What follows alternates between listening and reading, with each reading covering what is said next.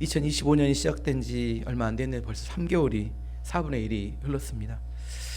지난 3월, 이제 이번 3월이죠. 이번 3월 달에 저에게 의미가 있었던 것은 의신이가 물리치료학과에 편입해서 적응하는 한 달 동안 잘 지내는지 지켜보는 시간이었고, 의신이가 이렇게 자동차를 운전하며 등하교를 시작했습니다. 운전면허증은 고등학교 졸업하고 땄는데 지난 겨울 동안 엄마한테, 윤경 사모한테 운전을 배웠고 3월 21일부터 자동차를 혼자 가지고 학교를 10일 됐습니다. 등하교를 했는데 일주일 동안 의신에게 전화만 오면 가슴이 덜커덩. 여기서 뭔 사고가 나가지고 전화 왔나. 아무튼 다행스럽게 사고는 나지 않았습니다. 자녀를 키우면서 많은 순간 긴장하고 기도하게 되지만 이 다 큰 아들 자동차를 갖고 나가니까 또다시 간절한 마음으로 기도하고 응원하게 됩니다. 여기가 끝인가 했더니 또 끝이 아니었어요. 차라리 내가 운전하면 편하고 좋을 것 같은데, 하지만 또 내가 내 자녀들의 인생을 대신 살 수 없기 때문에 뒤에서 잘하기를 기도하고 응원할 수밖에 없습니다. 좋은 가정과 나쁜 가정의 차이점을 설명하면 이렇습니다. 이런 관점에서 좋은 가정이란 부부 사이나 부모 자식 간의 관계가 좋으면 자녀들이 자기 관계에, 그 가정 안의 관계에 스트레스를 받지 않기 때문에 자기의 모든 에너지를 자기의 능력을 키우는 데 사용합니다. 그래서 좋은 가정에서 자란 아이들은 능력이 많아요. 뭔가 할 줄 아는 게 많습니다. 반면에 관계가 안 좋은 가정에 태어난 아이들은 관계에 집중하다 보니까 자기 에너지를, 자기 능력을 개발하는 데 집중하지 못합니다. 관계에 집중한다는 이야기는 눈치 보느라 이런 이야기입니다. 눈치만 빨라지고 정작 필요한 일에 집중하지 못하게 됩니다.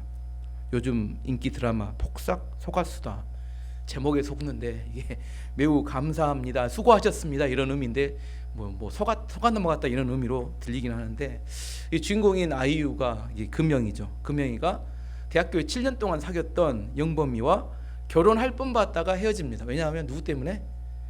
영범이 엄마 때문에. 안 보셨어요? 성경만 보셨어요. 예, 영범이 엄마 때문에 헤어집니다. 영범이 엄마가 넘어도 너무 많은 선을 넘습니다. 결국 파혼을 선언할 때 영범이 엄마가 영범이에게 이런 이야기를 합니다. 내 인생에 8알은 내 인생이야, 이렇게 이야기합니다. 그래서 아이유가 옆에서 보다 못해 뭐라고 하냐면, 그것은 영범이 거예요. 어머니가 살고 계신 인생, 그것은 영범이 거라고요, 이렇게 이야기합니다. 결국 파혼이 되게 되고 영범이는 엄마가 원하는 다른 여자와 결혼하는데 불행하게 살아갑니다. 엄마와 또 영범이가 다투는데, 너는 내 인생이야, 이렇게 영범이 엄마가 또 이야기를 해요. 영범이가 이야기합니다. 제 인생이에요. 제 인생, 나 바라는 것 한 번도 못 가져본 병신 같은 제 인생이에요, 이렇게 말하니까 엄마가 뭐라고 하냐면, 어떻게 내가 나에게 이렇게 하고 둘이 다툽니다. 왜 이렇게 힘든 관계가 됐을까요? 예. 부모가 자식을 자기의 소유라고 생각했기 때문입니다. 자기 마음대로 할 수 있다고 생각했기 때문입니다. 성경은 부모는 하나님께서 자녀를 맡겨주신 청지기라고 이야기를 합니다. 교회 1층에 교육관에 프랑카드로 붙어있죠. 자녀 교육의 3가지 원칙. 지나만 다니고 또 읽지는 않으신가요? 제1 원칙이 뭐냐면, 자녀는 내 소유가 아니라 하나님의 소유이다. 1원칙. 2원칙, 자녀 양육은 내 생각이 아니라 하나님의 말씀으로 한다. 제2원칙. 제3원칙, 자녀 양육의 방법은 잔소리가 아니라 훈련이다. 이게 제3원칙입니다. 너무 당연한 이야기 같지만 많은 사람들이 자기 자식을 자기의 소유처럼 생각하기 때문에 비극이 발생합니다. 잠언 13장 24절 말씀 보시면, 안 나왔습니다. 매를 아끼는 자는 그의 자식을 미워함이라, 자식을 사랑하는 자는 근실이 징계하느니라. 여기서 중요한 단어가 근실입니다. 근실이가 영어로는 부지런히 이런 이름입니다. 자녀를 사랑하는 자는 부지런히 이렇게 징계한다. 이게 무슨 말이냐면, 기분 내키면 화를 냈다가 자기 바쁘면 무관심하고, 이것은 바른 양육 방법이 아니라는 겁니다. 근실이란 꾸준히 계속해서 하나님의 말씀으로 권면하고 양육하는 것을 말합니다. 부모가 자기를 위해서 시간을 다 사용하다가 겨우 남는 시간에 와서 뭐예요? 잘못했다고 막 화내다가 나중에 미안하니까 막 돈 줬다가 화냈다 돈 줬다 이렇게 하면 어떻게 돼요? 애기 다 망치게 됩니다. 자녀들은 계속해서 꾸준한 관심을 갖고 양육하고 권면해야 합니다. 잠언 3장 11절 12절 말씀 보시면 그것도 없나요? 예, 다시 이야기하면 내 아들아 여호와를 경히 여기지 말라. 그 꾸지람을 싫어하지 말라. 대저 여호와께서 그 사랑하는 자를 징계하시기를 마치 아비가 그 기뻐하는 아들을 징계함 같이 하시느니라. 예. 솔로몬 왕이 자기 아들에게 왕이 될 자기 후계자 아들에게 이야기하는 이야기입니다. 하나님의 징계하심을 경히 여기지 말고 하나님의 꾸지람에 대해서 싫어하지 말라. 하나님께서는 사랑하는 자를 징계하신다. 이렇게 이야기합니다. 저도 자녀를 양육하면서 많은 생각이 듭니다. 자녀는 내 인생이 아니에요. 남의 인생입니다. 그러면서도 또 하나님께서는 자녀를 내 책임하에 두셨어요. 또 내 책임하에 있지만 내 인생은 아닙니다. 빨리 성장해서 경제적으로, 정서적으로, 신앙적으로 독립할 수 있으면 좋을 것 같은데 시대가 악해져서 독립하는데 점점 시간이 많이 들어갑니다. 또 독립한 이후에도 이제는 AS까지 해줘야 돼요. AS 하시는 분들 많잖아요. 이제 오늘 본문으로 들어가서 사도 바울이 고린도 지역에 가서 복음을 전해서 고린도 교회를 세웠습니다. 고린도 성도들에게 영적인 생명을 주었고 그들에게 하나님의 축복과 은혜 가운데 살도록 도와주었습니다. 그런데 나중에 고린도 교회에 거짓 교사들이 들어가서 많은 문제를 일으켰습니다. 사도 바울은 이미 고린도 교회를 떠났지만 성장한 자녀들에게 AS를 해주듯이 고린도 교회 성도들에게 발생한 문제에 대해서 어떻게 처리할지에 대해서 구체적으로 권면을 해줍니다. 고린도서 10장은 우상 숭배에 관한 문제에 대해서 이야기합니다. 구약 성경의 이스라엘 백성들이 출애굽한 이후에 하나님이 약속하셨어요. 적과 꿀이 흐르는 가나안 땅을 주시겠다고 약속을 받았지만 많은 사람들이 가나안에 들어가지 못하고 광야에서 죽었습니다. 그 죽은 이유가 뭐였냐면 우상 숭배를 했기 때문입니다. 우상 숭배하지 말라 이렇게 고린도 교회에게 경고하는 겁니다. 고린도 지역은 우상의 신전이 많았고 이들은 교회 다니기 전에 뭐 했냐면 우상을 섬겼습니다. 근데 교회를 다니고 난 이후에도 뭘 섬겨요? 우상을 또 섬깁니다. 사도 바울이 명확하게 이야기합니다. 14절 말씀 보시면 그런즉 내 사랑하는 자들아 우상 숭배하는 일을 피하라. 십계명의 제1계명은 이렇습니다. 출애굽기 20장 3절 6절까지 말씀 보시면 너는 나 외에는 다른 신들을 내게 두지 말라. 너를 위하여 새긴 우상을 만들지 말고 또 위로 하늘에 있는 것이나 아래로 땅에 있는 것이나 땅 아래 물속에 있는 것에 어떤 형상도 만들지 말며 그것들에게 절하지 말며 그것들을 섬기지 말라. 나 내 하나님 여호와는 질투하는 하나님인즉 나를 미워하는 자의 죄를 갚되 아버지로부터 아들에게로 3, 4대까지 이르게 하거니와 나를 사랑하고 내 계명을 지키는 자에게는 1000대까지 은혜를 베푸시니라. 무슨 말이냐면 하나님께서는 나 외에 다른 신을 섬기지 말라는 겁니다. 어떤 형상도 만들지 말고 어떤 형상에 절하지도 말고 어떤 형상을 섬겨서도 안 된다. 왜? 나는 질투하는 하나님이기 때문에 만약 우상을 섬기는 자의 3, 4대 자녀들까지 저주할 것이며 나를 사랑하는 자는 1000대까지 복을 받게 될 것이다. 오늘 질문지에 나와 있죠. 부모가 우상을 숭배하면 자녀들에게 어떤 영향을 미칠까요? 어떤 영향을 미칠까요? 저주를 받게 된다. 성경은 그렇게 이야기합니다. 뭘 받게 된다고요? 다시 한번 분명히 이야기합니다. 부모가 우상을 섬기게 되면 자녀들이 저주를 받게 된다. 그렇게 이야기합니다. 한번 잘 생각해 보세요. 위로 한 2대까지 혹시나 무당과 이렇게 점하는 거, 우상을 섬기는 것들이 많이 있었는지, 왜 내 인생 가운데 이런 어려움이 있는지 한번 연결을 시켜볼 수 있는 대목입니다. 사도 바울이 이걸 좀 더 구체적으로 설명합니다. 성찬식을 예를 들어 설명합니다. 우리가 성찬식 할 때 떡과 포도주를 나누는 것은 예수님의 피와 살에 대한 동참하는 의미이고 예수님과 영적으로 연결되는 연합하는 의미를 말합니다. 16절 말씀 보시면 우리가 축복하는 바 축복의 차는 그리스도의 피에 참여함이 아니며 우리가 떼는 떡은 그리스도의 몸에 참여함이 아니냐. 우리가 실제 예수님의 피와 살을 먹고 마시는 건 아닙니다. 하지만 영적으로는 예수님의 십자가의 죽으심에 은혜에 동참하는 예수님과 연결되는 의식이 성찬식이라고 말합니다. 요한복음 3장 6장 53절 57절까지 말씀 보시면 예수께서 이르시되 내가 진실로 진실로 너희에게 이르노니 인자의 살을 먹지 아니하고 인자의 피를 마시지 아니하면 너희 속에 생명이 없느니라. 내 살을 먹고 내 피를 마시는 자는 영생을 가졌고 마지막 날에 내가 그를 다시 살리리니 내 살은 참된 양식이요 내 피는 참된 음료로다. 내 살을 먹고 내 피를 마시는 자는 내 안에 거하고 나도 그 안에 거하나니 살아계신 하나님께서 나를 보내심에 내가 아버지로 말미암아 사는 것 같이 나를 먹는 그 사람도 나로 말미암아 살리라. 예수님의 살을 먹고 예수님의 피를 마시지 않으면 생명이 없다는 겁니다. 한마디로 예수님을 먹고 마시는 사람, 그 사람이 예수님 안에 거하게 되고 예수님을 통해서 하나님과 연결되게 됩니다. 예수님을 피와 살 먹는 식인종은 아닙니다. 우리가 식인종은 아닙니다. 하지만 영적으로 성찬에 동참한다는 것은 예수님을 믿음으로 받아들이는 걸 말합니다. 그래서 교회 다니는 성도들을 혈액형을 C형이라고 합니다. 크리스찬. 우리 예수님을 먹고 마시면 우리 피에 예수의 피가 흐르기 때문에 그렇게 이야기합니다. 이렇게까지 이야기하고 이제 본론으로 들어갑니다.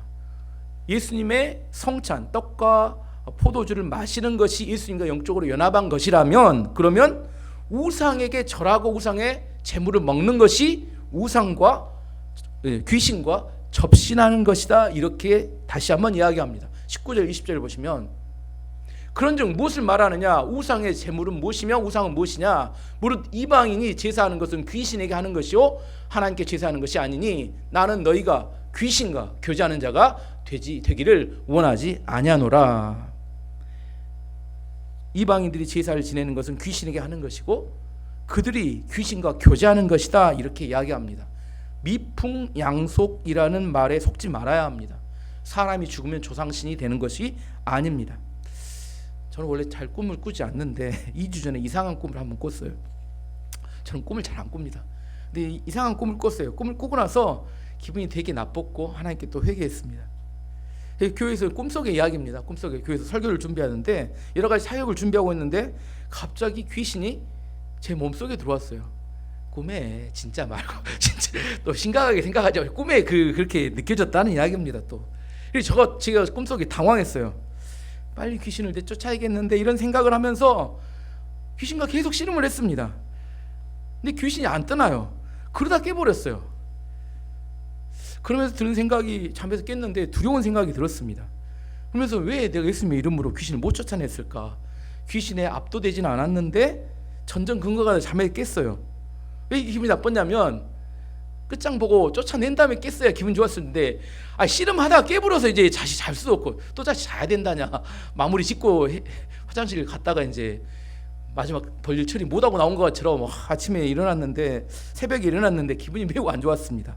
그러면서 생각해 볼 때 저는 원래 이런 꿈 잘 안 꾸는데 성도들이 평소에 귀신 꿈을 자주 꾸거나 귀신에 대한 두려운 마음을 갖고 있는 사람들은 어떤 마음일까 하는 그런 생각이 이렇게 들었습니다. 저는 평소에 그 말씀 많이 읽고 기도하고 찬송하고 그래서 귀신에 대해서 그렇게 심각하게 생각하거나 주의 깊게 생각하지는 않았습니다. 하지만 평소에 죄가 많고 영적으로 소홀한 사람들에게 있어서는 이런 식으로 귀신이 공격하면 진짜 두렵겠구나. 무당 찾아갈 수 있겠구나. 마음속의 두려움을 해소하지 못하면 전전긍긍하겠구나. 그래서 다시 잠을 자야 되나 마무리 지어야 되는데 기분만 나빠요. 그걸 나중에 잊어버려서 그 다음부터는 그런 꿈을 꾸지는 않습니다.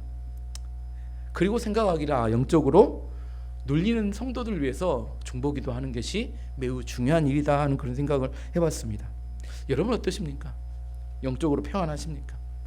아니 귀신에 쫓겨다니고 사십니까? 매일처럼 예수님의 이름으로 귀신을 쫓아내시기 바랍니다.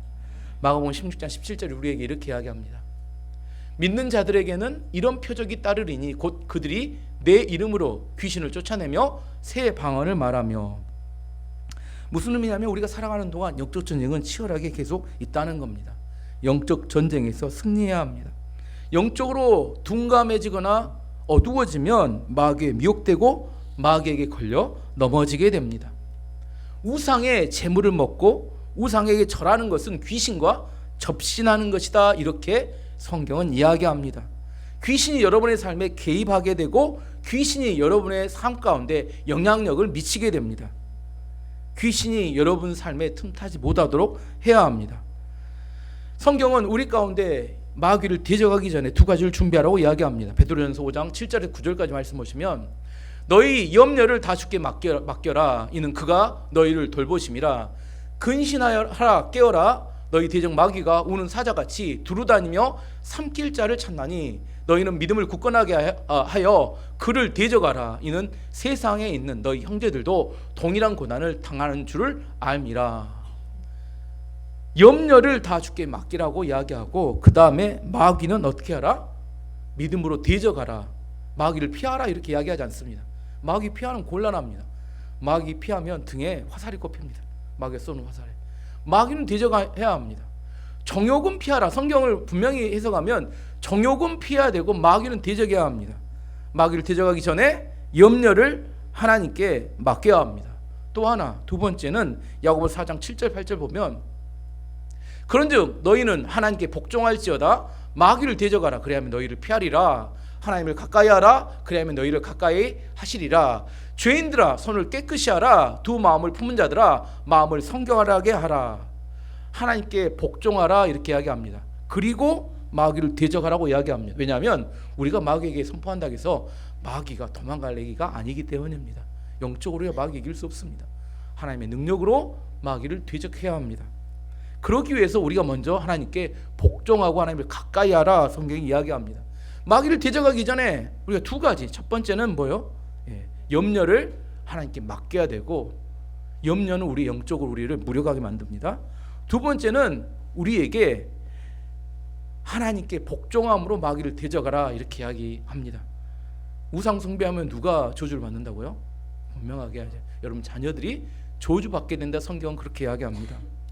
마귀를 대적하고 물리쳐야 합니다. 그러기 위해서 염려를 하나님께 맡기고 하나님께 복종함으로 마귀를 대적하여 물리쳐야 합니다. 그러면 마귀가 피할 거다 하고 이렇게 성경은 이야기합니다.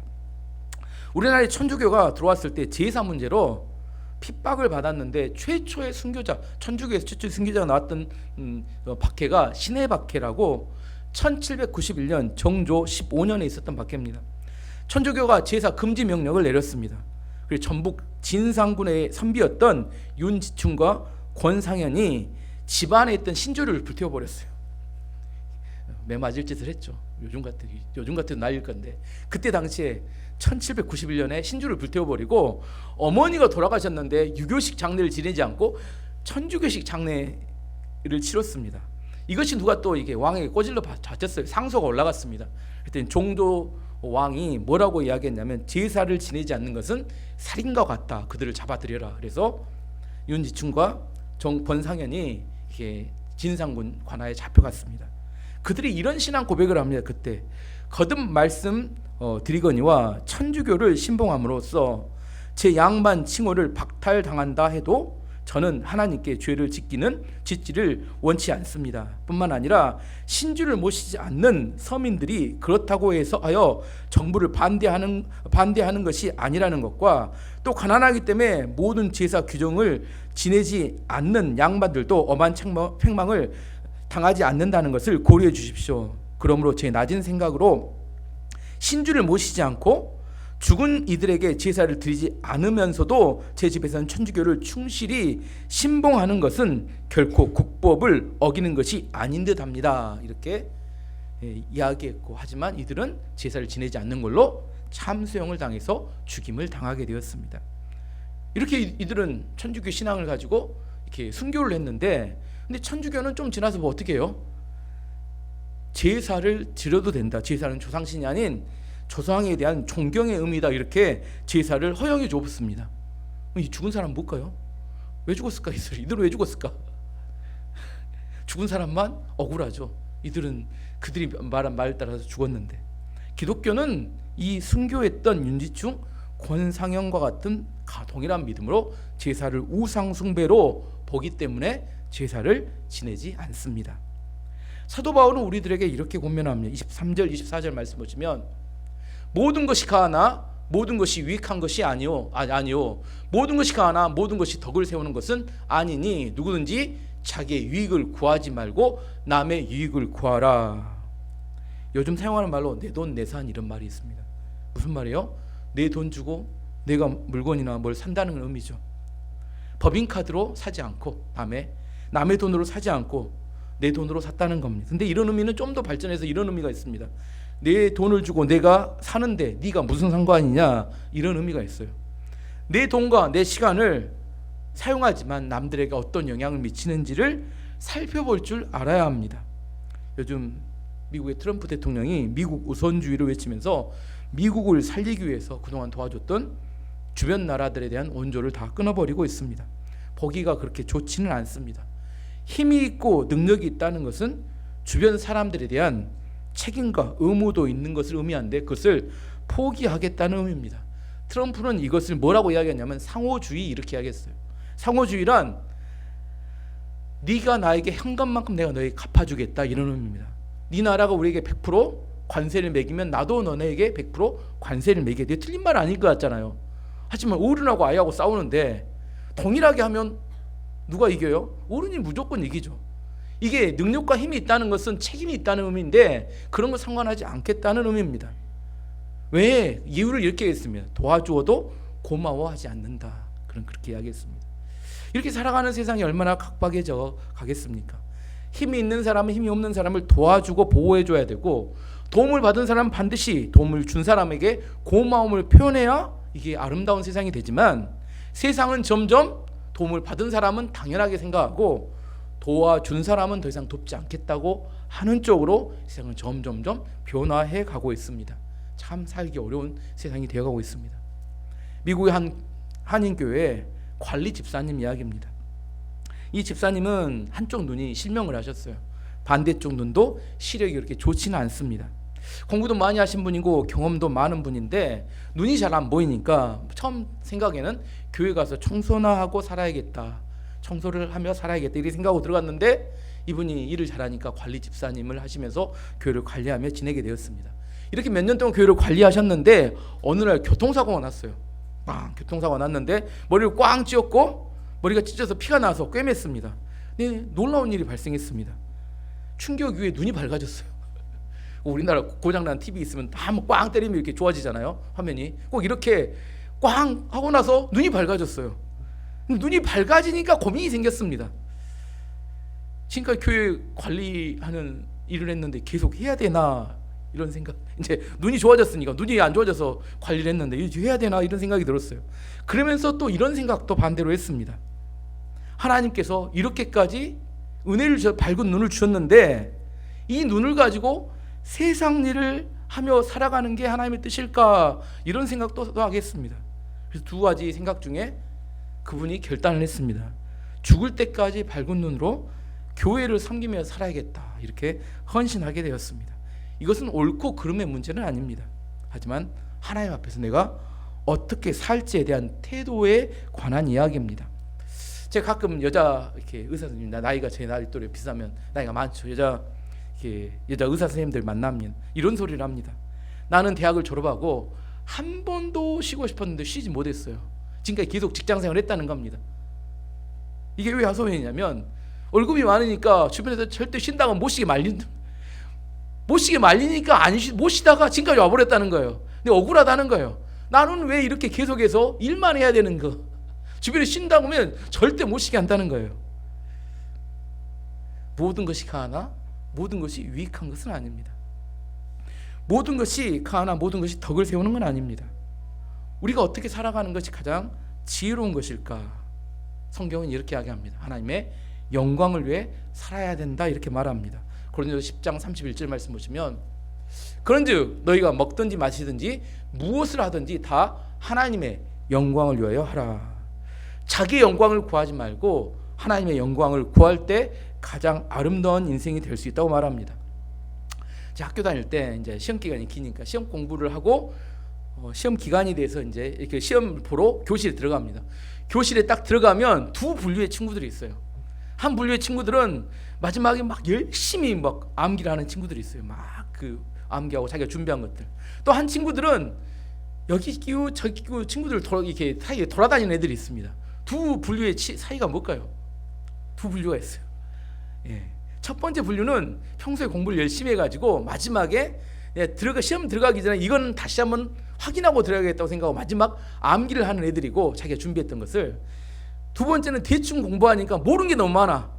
자기가 공부하면 믿을 수 없으니까 다른 애들은 어떻게 공부하나 해서 끼웃기도 하는, 야 너는 뭐 공부하냐, 이렇게 끼웃기도 돌아다니는 애들입니다. 어떤 애들이 더 성적이 좋을까요? 첫 번째, 두 번째?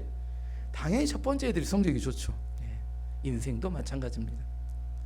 시간이 지나고 마지막 갈수록 정리가 되는 인생이 돼야 되는데, 정리가 하나도 안 되고 뭐 해야 할지 몰라서 방황하며 살아가는 사람도 많다는 겁니다. 하나님이 주신 사명을 붙들고 성실하게 살아온 사람은 마지막이 되면 될수록 더 뜨겁고 분명한 목적을 향해 달려갑니다. 하지만 대충 살아온 사람들은 마지막으로 되면 될수록 더 방황하고 방향을 잃어서 여기 기웃 저기 기웃하고 살아가게 됩니다. 우리에게는 인생이란 동일한 기회가 주어져, 시간이란 동일한 기회가 주어졌고 할 수 있는 것들이 많습니다. 하지만 모든 것이 다 유익한 것은 아닙니다.